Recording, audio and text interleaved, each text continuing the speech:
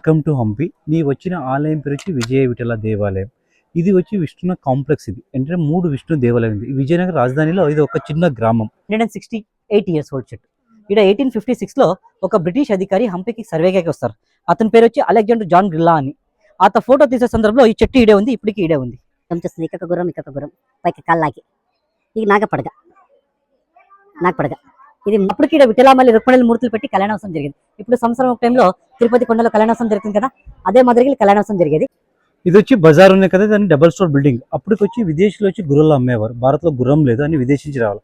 Chinese, Persian, Mongolians, అరాబో, Portuguese గుర్రెలు తెచ్చి అమ్మి barter సిస్టంలో ఎక్స్చేంజ్ చేసేవారు. కరెన్సీ లేదు కదా, గుర్రెలు వచ్చేది స్పైసెస్ అండ్ గోల్డెన్ అని తీసుకుని వచ్చేది. ఇక్కడ 1565లో బహుమని సుల్తాన్ ఈ విజయనగరాన్ని నాశనం చేస్తారు కదా, అప్పుడు దాన్ని నాశనం చేసి వెళ్ళిపోయినారు. Department of archaeological survey of India వాళ్ళు 1984-85లో ఎక్స్కర్షన్ చేస్తారు కదా, ఆ ఎక్స్కర్షన్ మార్కెట్ ఇది. ఇక్కడ ఒక దీపస్తంభం పడిపోయింది కింద. ఇక్కడ 1856లో ఒక బ్రిటిష్ అధికారి వస్తారు. అతని పేరు వచ్చి అలెగ్జాండర్ జాన్ గ్రిల్లా అని.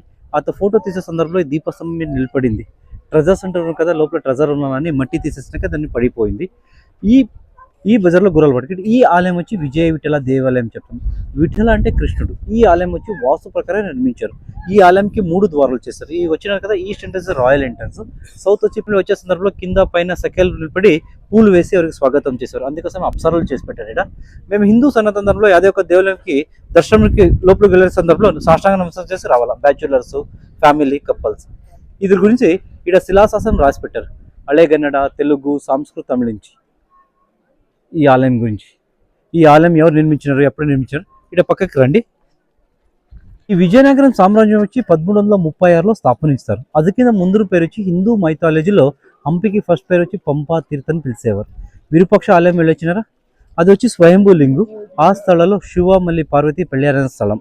విరూపాక్ష అంటే విరు అంటే థర్డ్ ఐస్, స్వర్ అంటే ఈశ్వరుడు, అందుకోసమే విరూపాక్ష అని చెప్తారు. ఇది ఫస్ట్ పేరు వచ్చి పంపా తీర్థ్ అని పిలిచేవారు. ఎందుకంటే పంపా తీర్థ నుంచి పంపాపూర చేశారు, పంపే చేసి ఈరోజు హంపి అయింది. ఫస్ట్ పేరు వచ్చి పంపా తీర్థ. సెకండ్ పేరు వచ్చి హంపికి కిష్కింద అని చెప్పేవారు. హనుమంతుని పుట్టిన స్థలం ఇది కిష్కింద. వాలి సుగ్రీవ కింగ్డమ్ ఇది. శ్రీరామచంద్రుడికి హనుమంతుని కలిసిన స్థలం ఇది. శ్రీరామచంద్రుడు 4 నెలల పాటు చతుర్మాసం చేస్తారు. ఆ సందర్భంలో హనుమంతుని చేలో ఒక రింగ్ పంపుతాడు, ముద్ర అని. ఆ ముద్రను తీసుకుని లంకలో ఇచ్చి ఆడించి చూడమని తీసుకుని వచ్చినాక శ్రీరామచంద్రుడు సుగ్రీవుని పిలిచి ఒక తులసిమాల వేసి వాలిని సంహారం చేసినాక ఇడించి కపియ సైనికులు తీసుకుని వెళ్ళి రామసేతు నిర్మించారు. అందుకోసమే కిష్కింద నగర, కిష్కింద కాండ్ అని చెప్తారు. ఆఫ్టర్వర్డ్స్ విజయనగరం వచ్చి 1336 నుంచి 1565 వరకు పరిపాలించారు. 230 yearsలో 4 వంశస్లో పరిపాలించినారు. సంగమ, సాల్వ, తుళు, అరివుడు అని. ఈ 4 వంశస్లో 28 రాజులు పరిపాలిస్తారు. దాంట్లో విజయనగరం స్థాపించింది అక్కరాయ బుక్కరాయని విద్యను అనుగ్రహించి 1336 ఏప్రిల్ 18కి విజయనగరం స్థాపించారు. ఇక్కడ అందరూ రాజులు పరిపాలించి వెళ్ళారు, అట్టలేదు. దాంట్లో మోస్ట్ పాపులర్ ఏంటంటే రాజకృష్ణ దేవరాయ. ఈత వచ్చి తుళు డైనస్టీ నుంచి వస్తారు. ఈత వచ్చి 1509 నుంచి 1529 వరకు పరిపాలిస్తారు. 20 సంవత్సరాల్లో 64 ఇంకా ఎక్కువ యుద్ధం విజయిస్తారు. కృష్ణదేవరాయ సేరించి అమ్మేవారు, మార్కెట్ నిర్మిస్తారు. కృష్ణదేవరాయ పరిపాలించిన సందర్భంలో దిగ్గజులు మీకు తెలుసు. తెనలి రామకృష్ణ, పురందాస్, హరిదాస్, కనకదాస్, వ్యాసరాయ, పెద్దన్న, తిమ్మన్న అని దిగ్గజులు. కృష్ణదేవరాయ పరిపాలించిన సందర్భంలో ఎవ్రీ ఇయర్ 50,000 హార్సెస్ పోర్చుగీస్ ఖరీదించేవాడు.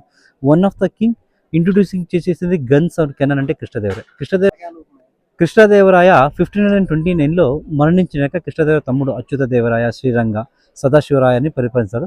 ఇక్కడ 1555లో కృష్ణదేవరాయ అరువుడు వంశస్థితి రామరాయ పరిపాలించిన సందర్భంలో ఒక ఘోర యుద్ధం జరుగుతుంది. తాళీకోటే కథనం, రక్తంగడి కథనం అని ఇస్లామిక్ వాళ్ళకి, విజయనగర అరసులకి. ఈ ఇస్లామిక్ వాళ్ళు ఒక్కరే వస్తే విద్యలో ఓడిపోతారని 5 రాజులు గ్రూప్ చేసుకుని వస్తారు. అహ్మద్ నగర్, బిజాపూర్, గుల్బర్గా, బీదర్, మళ్ళీ హైదరాబాద్ నుంచి. వీరికి వచ్చి కుతుబ్ షా, అలీ ఆదిల్ షా, బర్దిల్ షా, ఇస్లామిల్ షా, నిజాం షా అని చెప్తారు. ఈ 5 గ్రూప్ చేసుకొని వచ్చిండే 1565 జనవరి 26కి యుద్ధం జరుగుతుంది. ఇడి నుంచి 180 కిలోమీటర్ దూరంలో కృష్ణా నదీ తీరంలో యుద్ధం జరుగుతుంది. అది వచ్చి 28 రోజులు జరుగుతుంది. దాంట్లో 90% విన్నింగ్ ఆఫ్ విజయనగరం ఎంపైర్ ఉంటుంది. లాస్ట్ నెక్ ఆఫ్ మూమెంట్లో విజయనగర సైన్య అధికారులు వచ్చి గిలానీ బ్రదర్స్ ఉంటుంటారు. అది పని చేసేది విజయనగర సంప్రదాయం. ఇస్లామిక్ వాళ్ళు కదా, ఇస్లామిక్ సపోర్ట్ ఇస్తారు. అప్పుడు విజయనగర సీక్రెట్ థింగ్స్ అన్ని తెలిసినాక విజయనగర రాజుని మోసరించి చంపేస్తారు. విజయనగర యుద్ధంలో ఓడిపోయాక విజయనగరం అటాక్ చేసి 6 నెలల పాటు ఇరించి సంపత్తిని తీసుకుని వెళ్తారు. వారికి ఇంకా తృప్తి లేదు. మేము హిందువులు యాదే ఒక దేవాలయం నిర్మించిన సందర్భంలో నవరత్నాలను పెట్టి పైన విగ్రహం పెడతాం. యాదవ్ ముందు పోతే lotus mall, elephants table, queens both ఇవి చూసినాక కూడా బాగున్నవి. అమ్మేడ ఇవన్నీ నాశనం చేశారు. ఇప్పుడు వచ్చిన ఆలయం పేరు వచ్చి విజయ విఠల దేవాలయం. ఈ ఆలయం వచ్చి 2 రాజులు నిర్మించారు. లోపల ఉంది గర్భగృహం వచ్చి 1435లో సెకండ్ దేవరాయ నిర్మించింది. 1513లో రాజకృష్ణ ఒరిస్సాలో యుద్ధం విజయించినాక విజయ సంకేతం కోసం కళింగ కింగ్డమ్ నుంచి ఈ ఆలయం నిర్మించారు. విజయ విఠల దేవాలయం. ఈ దేవాలయం వచ్చి వాస్తు ప్రకారంలో ఆగ్నేయలో వంటగద, ఇదన్నీ భోజనశాల, ఇదన్నీ ఛత్రాలు. మేము హిందువులు అదొక ఇప్పుడు తిరుపతి కొండలో పోయి సేవ చేస్తారు కదా, సేవ చేసే ఉండడానికి ఉన్న స్థలం అప్పటికి. ఇది వచ్చి భజనా మంటపం. రాజా కృష్ణదేవరాయ ఆస్థానంలో అష్టదిగ్గజులు ఉన్నారు కదా, విశేష సందర్భంలో వచ్చి భజన ప్రవచన ఇచ్చే మంటపం. ఇటు రండి స్తంభం. ఇది వచ్చి బలిపీఠం, అంటే బలియమియరు పూజనక ప్రసాదం పెట్టకి. ఇది హవన కుండం. ఈ రాతి రథం ఉంది కదా, ఇది విజయ సంకేతం కోసమే కోనార్క్లో చూసి వచ్చినాక ఈ రథం నిర్మించినారు. ఇట్ట రాతి రథం వచ్చి ఇండియాలో 3 ప్రదర్శనలు ఉన్నాయి. ఫస్ట్ వచ్చి కోనార్క్ సన్ టెంపుల్లో ఉంది ఒరిస్సాలో, ఆడ 24 చక్రాలు ఉన్నవి, ఒక్కొక్క చక్రాలకి ఒక్కొక్క టైమింగ్ తెలుస్తుంది మీకు. సెకండ్ వచ్చి మహాబలిపురం ఉంది పాండవ్రత. ఇవి 2 ఏకశిలం. ఇది వచ్చి ఏకశిలం కాదు, ఇది వచ్చి పెద్ద పెద్ద రాయలు 7 ఉన్నవి, చిన్న చిన్న 28 ఉంది. ఇప్పటికి 16 అడుగులు ఉంది, ఫస్ట్గా 26 అడుగులు ఉన్నది. పైన ఒక చిన్న గోపురం ఉన్నది. ఇక్కడ బ్రిటిష్ వాళ్ళు రూల్ చేసే సరస్సుని తీసేశారు. ఈ రథం ఏమి లాగారు. మేము హిందూ సనాతన ధర్మంలో రథం ఉంటే రథ లాగాలి కదా. అప్పటికి ఇక్కడ విఠలమల్లి రుక్మిణి మూర్తులు పెట్టి కళ్యాణ ఉత్సవం జరిగేది ఆ మంటపంలో, కళ్యాణ మంటపం. ఆ మూర్తిని తీసుకుని ఉత్సవ మూర్తిని తీసుకుని వచ్చి రథం లోపల పెట్టి వెనుకొంది కదా ఒక్కొక్క గాలి చక్రం తిప్పేవారు. ఆ తిప్పుతుంటే అందరూ చెప్పేవారు రాతి ఉత్సవం జరుగుతుంది అని. ఈ రథం వచ్చి స్పెషల్లీ నిర్మించింది గరుడ కోసమే. రథ లోపల గరుడ మూర్తి ఉంది రండి. రథ లోపల వెనక రెక్కలనవి, శంకు చక్రనామం ఉంది. పైకి దానికి 8 స్టెప్స్ ఉన్నవి. అదని నాశనం చేసినాక ఈ ఏనుగుల వెనుక గుర్రల కాళ్ళు మళ్ళీ తూకం కనబడుతుంది చూడండి. వెనుక గుర్రల కాళ్ళు తూకం కనబడుతుంది కదా. ఇది వచ్చి జస్ట్ ఫర్ ఫోటోగ్రఫీ రీజన్స్ కి ఇంకొక ఆలయంకి తెచ్చిపెట్టారు. నేను చూస్తున్నాను సార్, ఇది వచ్చి తెచ్చిపెట్టినారు. ఇట్లా అండి ఈ ఆలయంకి అప్పటికి పెయింటింగ్ చేసి పెట్టారు.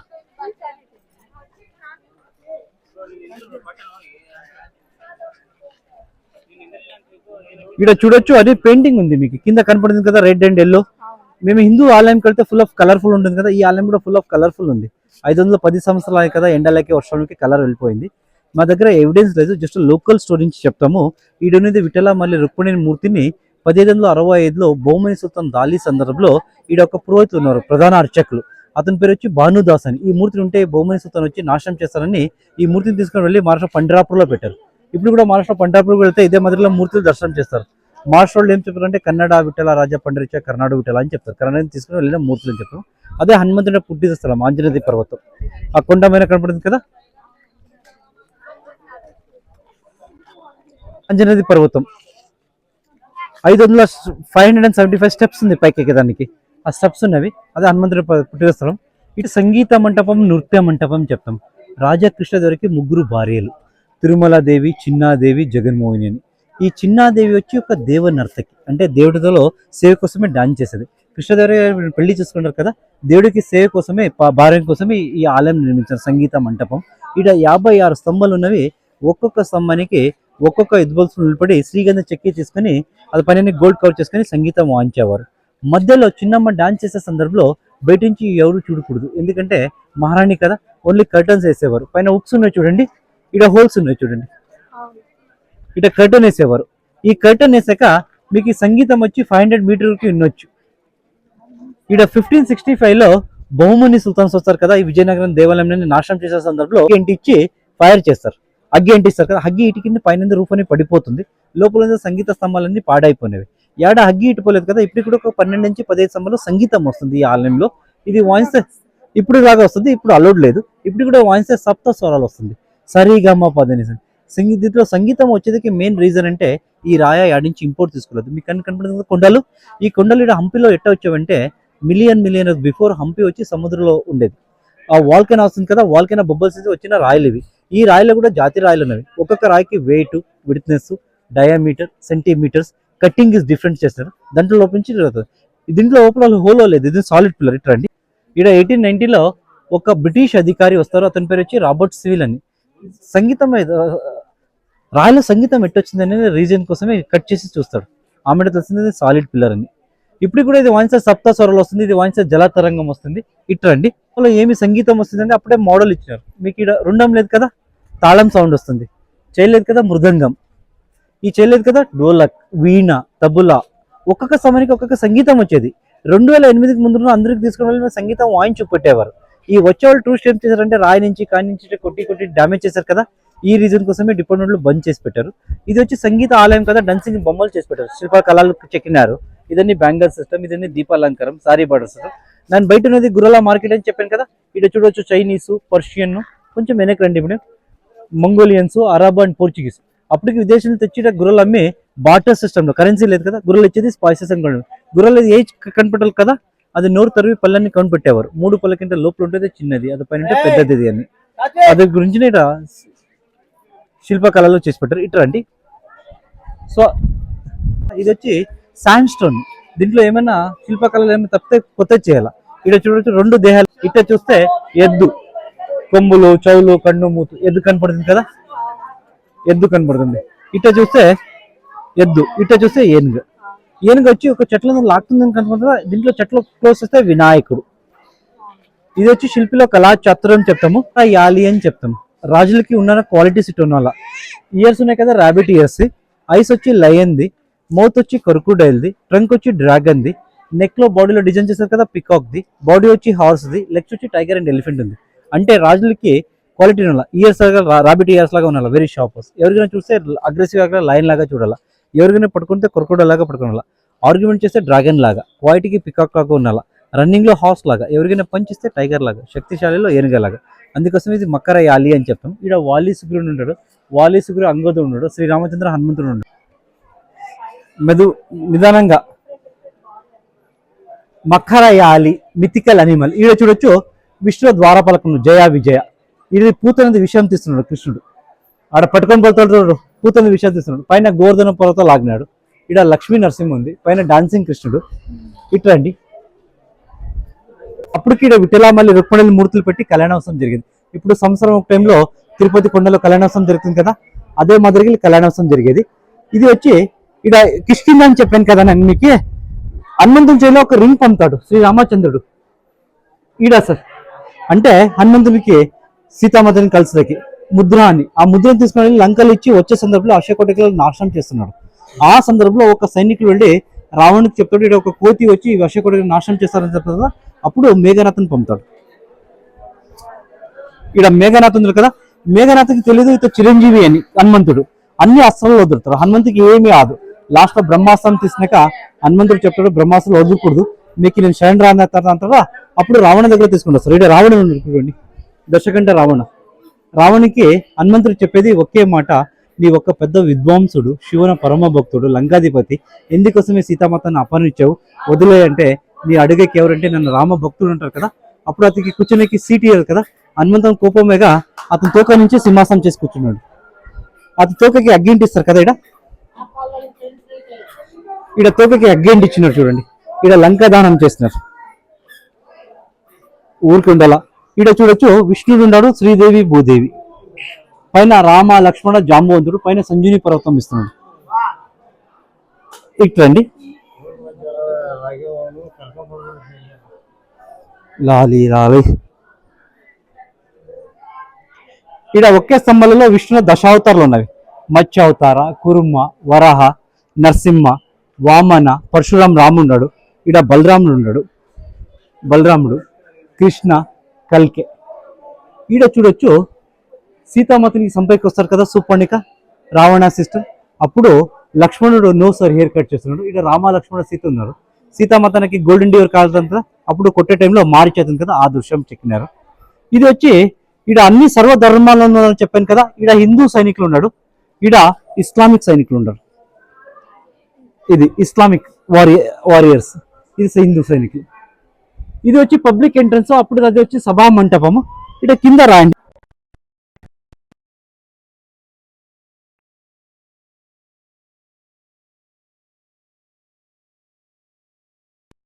ఈ ఆలయం నుంచి మహాన్ శిల్పిని ఇతని పేరు వచ్చి శర్బప్పయ్య అని. ఈ ఆలయంది మోడల్ ఇది మినిచర్. అంటే ఫస్ట్గా వచ్చి డబ్బులు ఇంపార్టెంట్ కాదు, టైమింగ్ ఈజ్ ఇంపార్టెంట్. ఇట్లా మోడల్ చేసి రాజులకు చూపెట్టాల. రాజులు అప్పులు వచ్చినాక ఈ ఆలయం నిర్మించారు. ఈ పైన గోపురము, కలసాలు ఉంది కదా, బంగారు కలసాలు, రూఫ్, ఇవన్నీ సంగీత స్తంభాలు ఎట్టున్నాయి కదా, సంగీత స్తంభాలు. ఇది వచ్చి బెడ్డింగ్, బ్యాంగర్ సిస్టమ్ ఉంది కదా, కర్టన్స్ కి హోల్స్ ఉన్నాయి కదా, దీంట్లో కూడా హోల్స్ ఉన్నాయి చూడండి.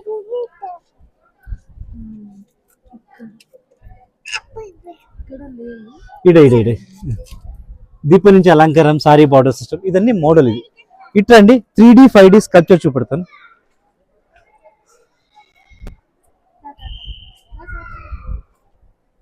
ఫేస్. ఇట్లా చూస్తే 2 గుర్రం జంప్ చేస్తుంది, ఇకొక గుర్రం పైకి కాళ్ళకి. ఇది నాగపడగ. ఇది 3D. ఇట్రండి, ఇక్కడ 5D చూపెడతాం మీకు. ఇది వచ్చి శిల్పిల కళా చతురం చెప్తాము. ఈ చిన్న రాయి నుంచి 5 ఎకరం శిల్పకళలో చెక్ పెట్టారు. ఇట్లా చూస్తే ఒక కప్ప నీటిలో జంప్ చేస్తుంది. ఇట్లా చూస్తే ఒక తల్లి కోతి వచ్చి చిన్న కోతికి పైకి లాగుతుంది. తల్లి కోతి కదా, చిన్న కోతికి పైకి లాగుతుంది. ఇట్లా చూస్తే కింద శివలింగుడు, పైన నాగపడదు. ఇది పక్కకు రండి. ఇట్లా చూస్తే ఒక తల్లి కోతి కూర్చొని ఒక చిన్న కోతికి ఫీడింగ్ ఇస్తుంది, పాలిస్తుంది. వెనక తోక కూడా ఉంది చూడండి. ఇటు రండి, ఇది తోక. ఇటు రండి, ఇటు ఉండు. హనుమంతుడు సముద్రపై నుంచి వెళ్తున్నాడు. ఫేసు, బాడీ, తోక, 2 కాళ్ళు, ఫ్లయింగ్ హనుమాన్. ఇది వచ్చి శిల్పిలో కళా చాతుర్యం చెప్తాం. ఇది గురించి రాసి కూడా పెట్టారు, శిలాశాసనం. ఇది వచ్చి సభా మంటపం, పబ్లిక్ ఎంట్రన్స్. ఇట్లా లోపలికి వెళ్తాం చూడండి, గర్భగృహ లోపల వెళ్తాం. ఇట్లా విష్ణు ద్వారపాలకులు, గజలక్ష్మి. ఇది వచ్చి విజయనగర వాస్తు శిల్పం, కుంభ కలస, కుంభ గోపురం అని చెప్తాం. ఇది ఇట్లా రండి లోపలికి.